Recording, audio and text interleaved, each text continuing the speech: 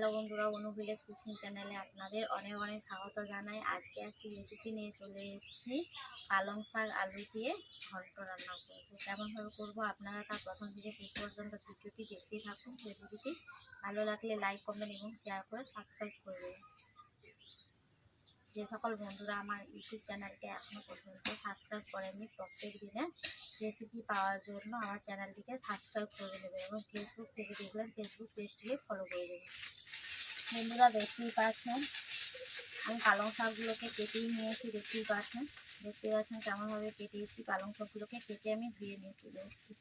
আলু আর বেগুন দিয়েছি। দেখতেই পাচ্ছেন আলুগুলোকে ডুমো ডুমো করে কেটেই নিয়েছি ঘন্ট রান্না করার জন্য। দেখতেই পাচ্ছেন এই পালং শাক আলু দিয়ে আজকে ঘন্ট রান্না করব।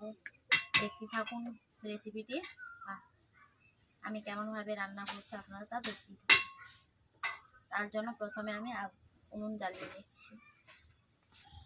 বন্ধুরা দেখতেই পাচ্ছেন আমি প্রথমে উনুন জ্বালিয়ে নিয়েছি, কড়াই বসিয়ে দিচ্ছি। কড়াইতে প্রথমে আমি জল দিয়ে দিচ্ছি আলুগুলোকে সেদ্ধ করার জন্য।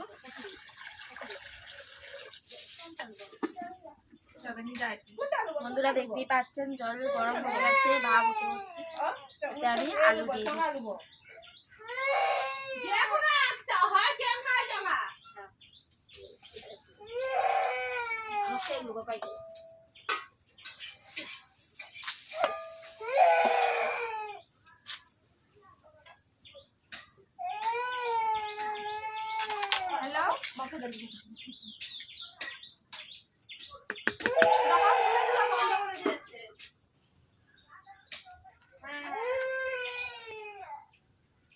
আমি নুন দিয়ে দিচ্ছি প্রথমে স্বাদ মতো। এরপর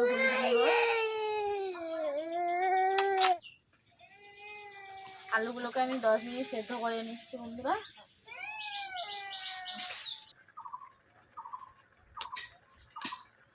বন্ধুরা দেখতেই পাচ্ছেন আলুগুলো সেদ্ধ হয়ে গেছে। আমি দেখে নিচ্ছি কেমনভাবে সেদ্ধ হয়েছে।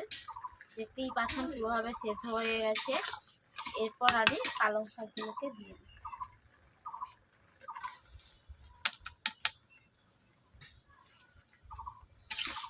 শাকগুলো দেওয়ার পর আমি এইভাবে উপর নিচ করে নিচ্ছি।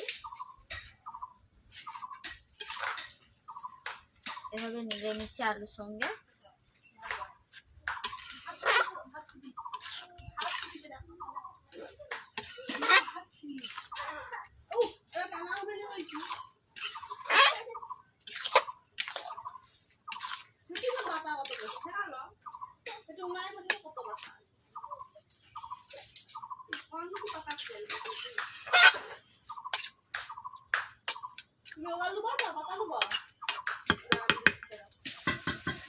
বন্ধুরা দেখতেই পাচ্ছেন আলুগুলো সেদ্ধ হয়েছে। এই পাতার সাহায্যে আমি দিয়ে আলুগুলোকে মেশার করে নিচ্ছি। আলু শাক একসঙ্গে এইভাবে।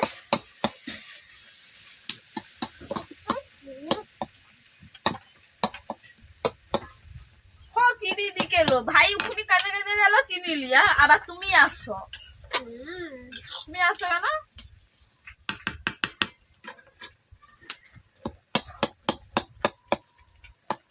বন্ধুরা দেখতেই পাচ্ছেন আমি শাক আলু একই সঙ্গে ঘেঁটেই নিয়েছি। দেখতেই পাচ্ছেন সম্পূর্ণভাবে আর ঘাঁটবো না। বাপি চিনি খেও না, চিনি হবে।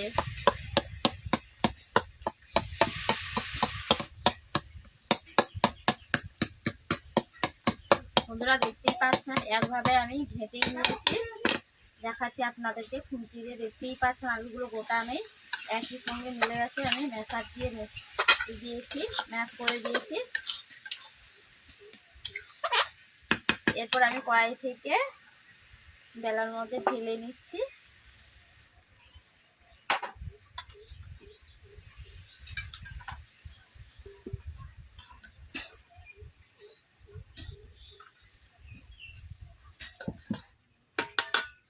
বন্ধুরা দেখতেই পাচ্ছেন ঘন্টটা মোটা হয়েছে, তার জন্য আমি একটু কড়াইতে জল গরম করে নিচ্ছি।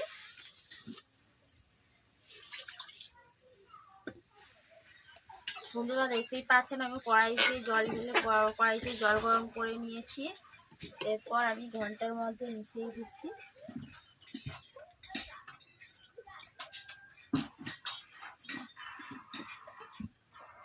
বন্ধুরা দেখতেই পাচ্ছেন কড়াই বসিয়ে দিয়েছি। কড়াইতে প্রথমে আমি দিয়ে দিচ্ছি তেল। বড়িগুলোকে ভেজে নিচ্ছি তেলের মধ্যে।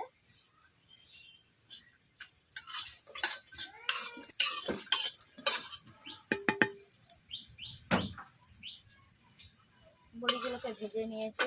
আমি প্রথমে কড়াই থেকে নামিয়ে নিচ্ছি। কড়াইটা বেশ গরম হয়ে গেছে, তার জন্য আমি কড়াইটাকে একটু নামিয়ে নিচ্ছি।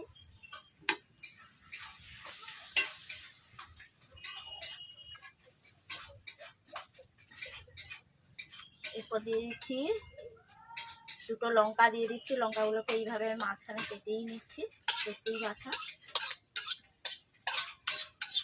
লঙ্কাগুলো লাল কালার হয়ে গেছে। এরপর দিয়ে দিচ্ছি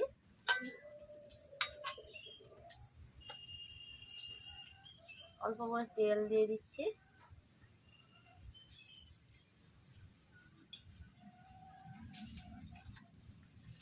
এরপর দিয়েছি পাঁচফোড়ন।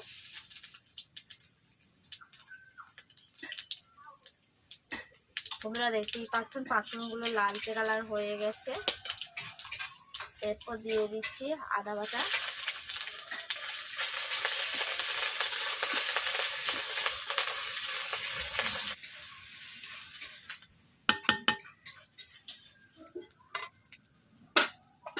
বন্ধুরা দেখতেই পাচ্ছেন মশলা কষানো হয়ে গেছে। এরপর আমি ঘন্টাগুলোকে শুকিয়ে নিয়েছি।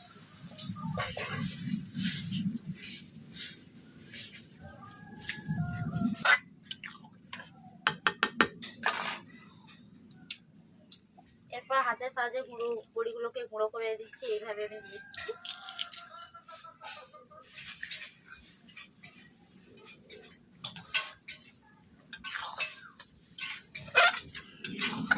এইভাবে আমি ঘন্ট বানিয়ে ফেললাম। আজকে রান্নাটা কমপ্লিট হয়ে গেছে। আমি কড়াই থেকে নামিয়ে নেব। বন্ধুরা এই রেসিপিটি যদি ভালো লেগে থাকে তাহলে লাইক কমেন্ট করতে অবশ্যই ভুলবেন না। যারা আমার চ্যানেলকে এখনো সাবস্ক্রাইব করেননি আমার চ্যানেলটি অবশ্যই সাবস্ক্রাইব করে দিন।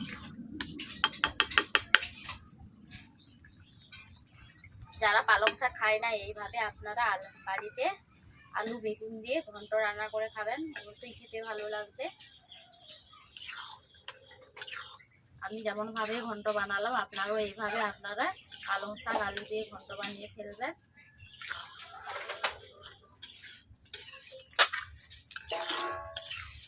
কেমন হয়েছে তা কমেন্ট বক্সে জানিয়ে দেবেন।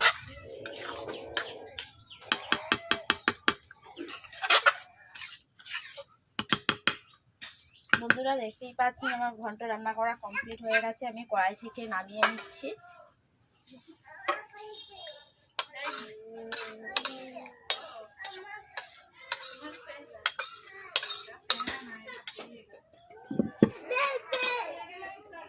বন্ধুরা দেখতেই পাচ্ছেন সবশেষে দিয়ে দিচ্ছি জিরে গুঁড়ো। ভাজা জিরের গুঁড়ো দিলে খেতে ভালো লাগবে ঘন্টটা, অবশ্যই জিরে গুঁড়ো দিয়ে দিচ্ছি।